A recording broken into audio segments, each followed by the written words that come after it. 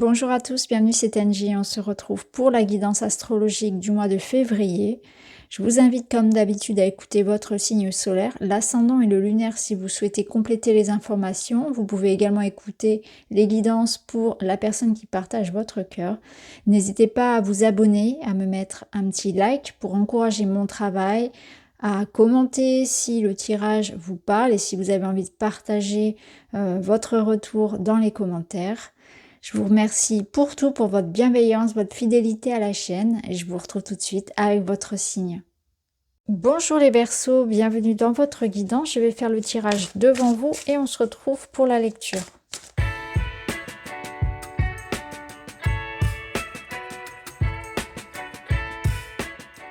Voilà, allez, on est parti, on va aller voir tout ça ensemble. On commence avec vos énergies générales. Beaucoup d'émotions pour vous. On est dans une énergie ici où vous êtes dans une reconstruction. Vous allez partir d'un constat que quelque chose doit être laissé derrière vous. Et c'est comme si on était en train de rebondir. On vous sent ici... Alors, je vais vous dire clairement ce que je ressens. Ce que je vois, ce sont des personnes qui touchent le fond pour rebondir. Clairement, on est dans quelque chose comme ça, où on dépasse ici une insatisfaction, on est dans l'idée de se reconstruire après, sur une déception, sur un deuil, sur une situation qui n'a pas fonctionné. On pleure un bon coup, on se relève et on repart. C'est un peu cette énergie-là et on voit qu'on repart encore plus d'éther. C'est vraiment ça, on en veut encore plus. Il y a comme l'idée qu'on part chercher peut-être... comme sa revanche, mais pas forcément, pas par rapport à une personne, c'est que c'est par rapport à la vie, c'est que je le mérite. Ok, ça ça n'a pas fonctionné, on est sur un constat ici de tristesse, de regret, de remords. J'essuie mes larmes, je me relève et je repars et j'ai envie, vous voyez ici c'est une carte très très forte, hein. Il y a beaucoup d'énergie, je repars et je reprends mon pouvoir sur une situation, je ne me laisse pas abattre. Je me laisse pas abattre, j'ai des ressources en moi, j'ai des envies, j'ai des projets. Ça, eh bien, je le laisse derrière moi. Avec l'eau, là, il y a cette idée, vous voyez, oui, peut-être de larmes, on est dans une étape de guérison. Donc, je pense que vous avez déjà, pour la plupart, traversé cette étape douloureuse et qu'on est déjà dans la reconstruction. On est déjà dans l'idée de s'être guéri, entre guillemets, hein, d'être passé à autre chose.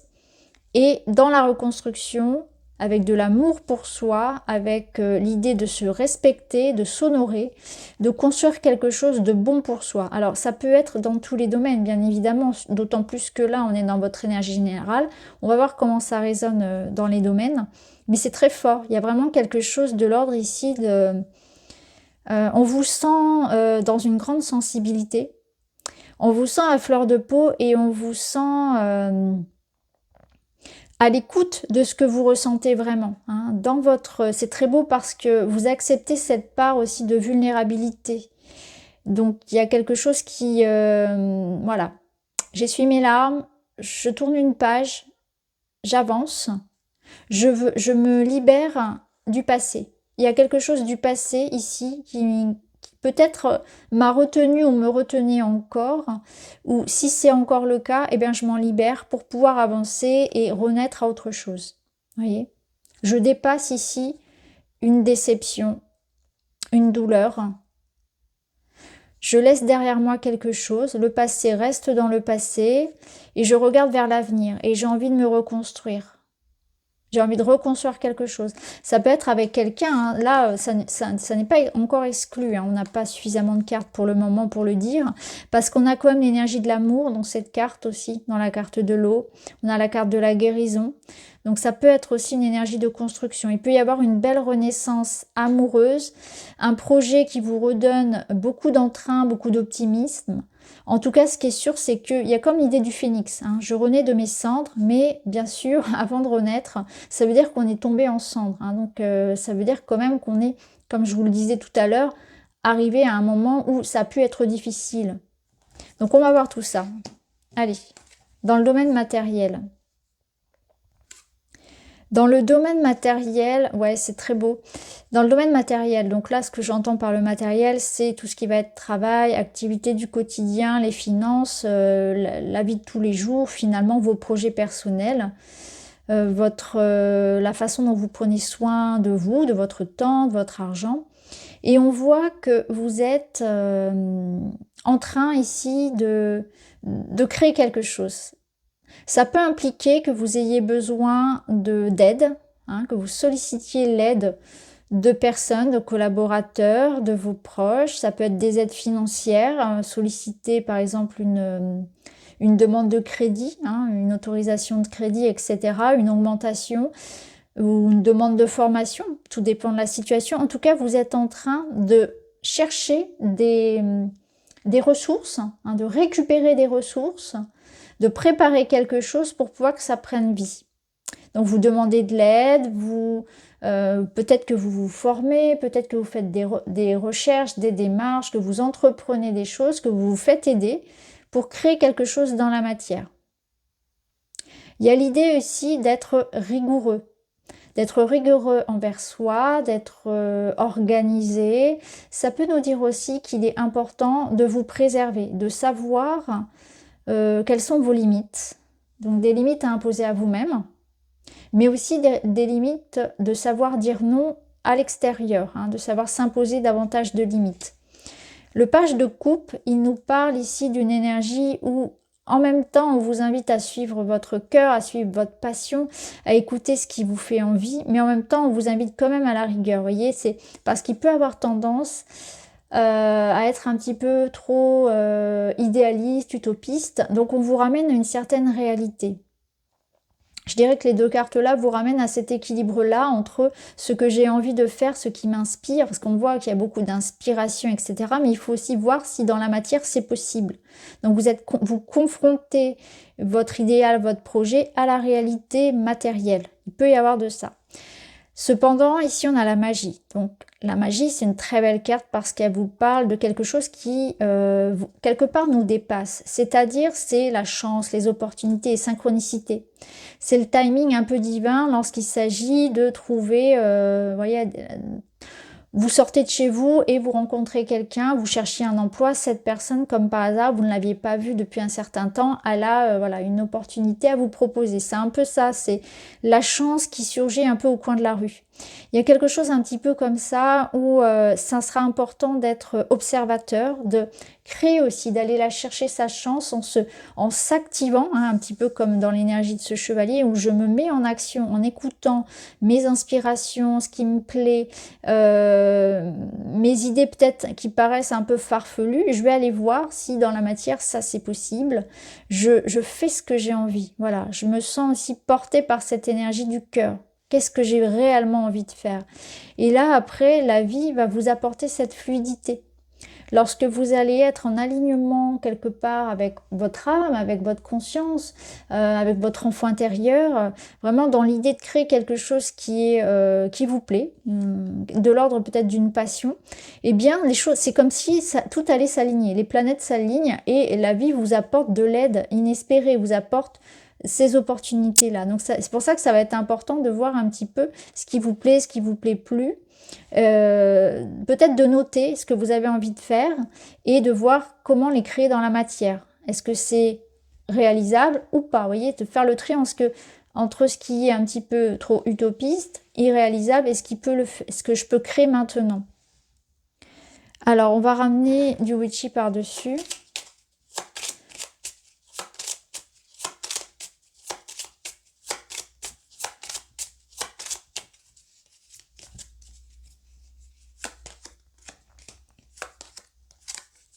Oui, vous voyez, il y a ce côté, c'est marrant parce que les cartes se répondent, il y a ce côté un petit peu enfantin et naïf dans le cavalier de coupe, que là on retrouve avec l'enfant et on vous dit qu'il y a vraiment cette idée de trouver un équilibre, de trouver quelque chose de plus stable, en fait de trouver une stabilité, de s'engager pleinement dans quelque chose.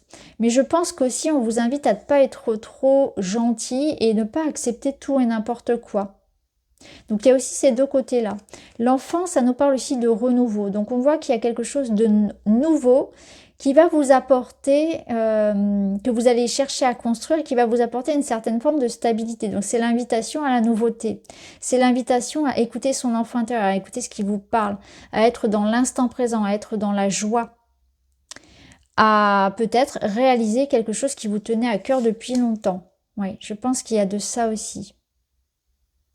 Je pense aussi qu'on vous dit qu'il y a une situation que vous pouvez voir comme vraiment quelque chose de gros, d'énorme et d'impossible à réaliser, et on vous dit d'y aller petit à petit. Peut-être qu'en y allant petit à petit, ça ira plus facilement. Peut-être qu'on vous dit que c'est pas si gros à surmonter non plus. Vous voyez, il y a quelque chose qui n'est pas si impossible que ça. Il y a vraiment toujours dans votre tirage cet équilibre-là entre ne pas tomber dans quelque chose de trop irréaliste et en même temps ne pas être trop naïf et en même temps écouter son cœur et trouver les moyens de réaliser ce que l'on souhaite. Alors dans le relationnel, on a l'idée d'effort, d'engagement, de responsabilité, de présence. Là, on a un 6 d'épée qui nous parle de partir, de transition, de chercher la paix. Et là, on a aussi cette énergie-là de bien-être et d'héritage. Donc, on voit que dans le domaine relationnel, il est question ici, alors, de transition. Hein, il y a des changements. On voit que vous cherchez ici à vous éloigner de situations qui ne sont plus alignées à vous. Hein. Donc, on a une transition de vie, mais qui est saine, qui est nécessaire. On voit que ça peut demander quelque part de s'adapter, que ça peut demander des changements peut-être de mouvement même physique, un éloignement physique, un déménagement, un voyage. Il y a l'idée de se mettre en mouvement. Il y a l'idée de fournir des efforts, il y a l'idée de s'écouter surtout. Vous allez ressentir ce qui est bon ou pas pour vous. Pour certains, on peut s'éloigner notamment d'un environnement familial. On peut chercher ici à... et c'est intéressant parce que c'est une énergie que j'ai donnée aussi, que j'ai lue pour un autre signe, je ne sais plus lequel, qui a eu cette énergie aussi de couper avec un schéma familial, de ne pas chercher à être toujours compris et accepté de par ses proches. Et on cherche à être soi et à vivre la vie dont on a besoin, à laquelle on aspire quelque part. On s'éloigne de conflits. On s'éloigne, en tout cas, ce qui est sûr, c'est du passé, encore une fois. Vous voyez, votre passé, il est encore là. Donc, on voit qu'on tourne la page, on est dans une énergie de transition par rapport à quelque chose du passé. Donc, on est forcément dans une énergie de renouveau. Ce qui est important, c'est de partir le cœur léger, de changer son état d'esprit, de ne pas partir l'esprit revanchard, avec de la colère, avec des remords, de la déception, de la tristesse.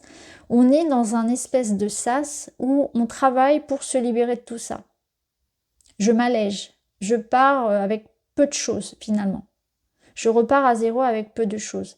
Si c'est dans une relation, on vous dit que ça ne sert à rien de repartir dans une relation en ayant toujours en tête quelque part un esprit de vengeance ou quelque part encore, voyez, des choses à reprocher, des reproches à faire à l'autre. Non, si on repart ensemble, c'est qu'on repart vraiment à zéro, hein, l'esprit en paix.